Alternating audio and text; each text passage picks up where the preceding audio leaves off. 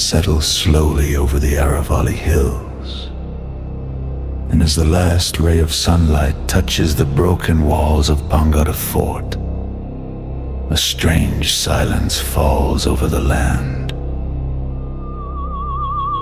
The Archaeological Survey of India has placed a clear warning outside the gates. No one is allowed inside after sunset. This is not a marketing gimmick. It is a legal restriction written in stone. And the locals still say in a low voice, after dark, the fort wakes.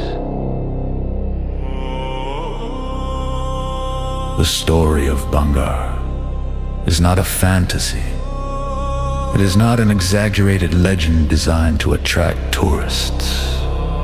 The events that shaped its fall are rooted in real historical accounts, local testimony, and the unusual abandonment of an entire thriving kingdom in a single generation.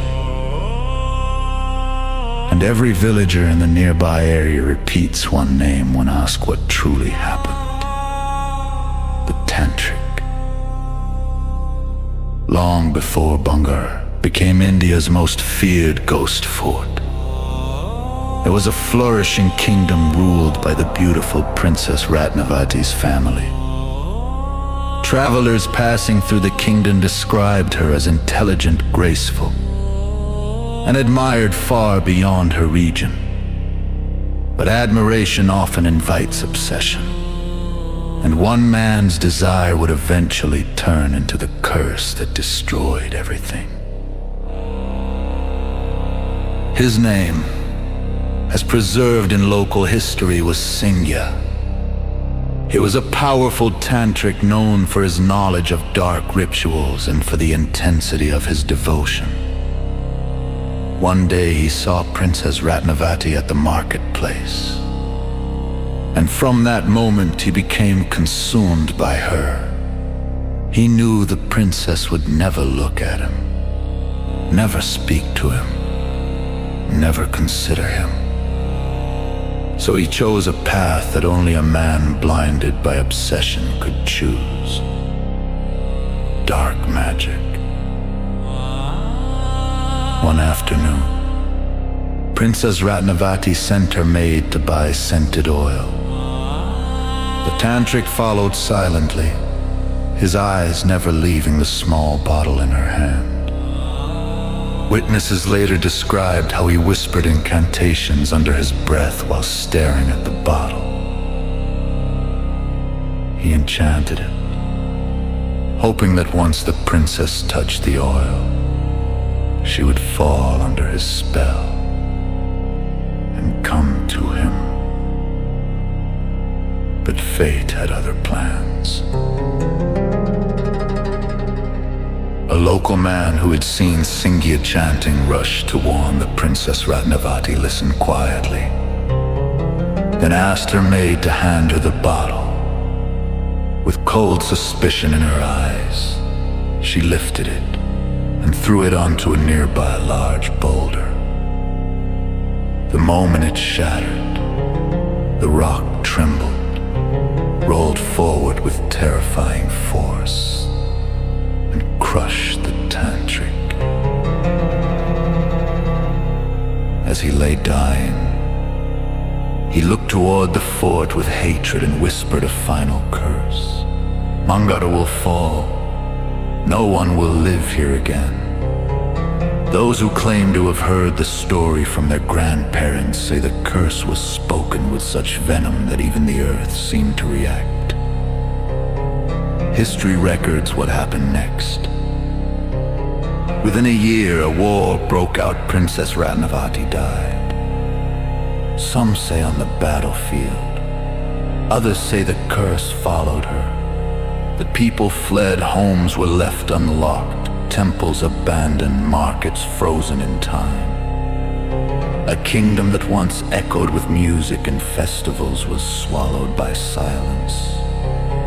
Generations have passed since that day, yet not a single person has tried to settle permanently inside.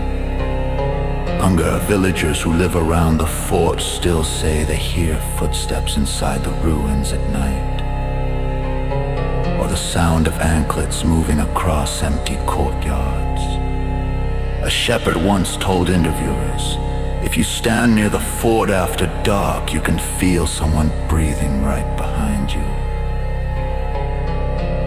Even the Asai gods posted at the gate admit that after sunset, they do not look toward the fort because they believe the spirits of those who died still walk among the ruins.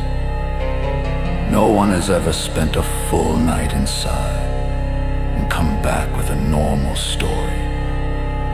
Every attempt ends the same way.